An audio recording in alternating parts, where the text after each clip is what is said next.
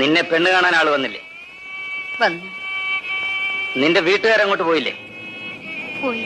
കല്യാണം നടത്താമെന്ന് നിന്റെ ചേട്ടൻ സമ്മതിച്ചില്ലേ? സമ്മതിച്ചു. ചെറുക്കൻ വന്ന് നിന്നെ കണ്ടില്ലേ? കണ്ടു.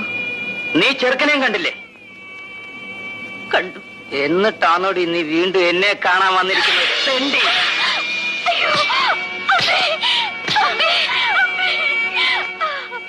എടി ദ്രോഹി.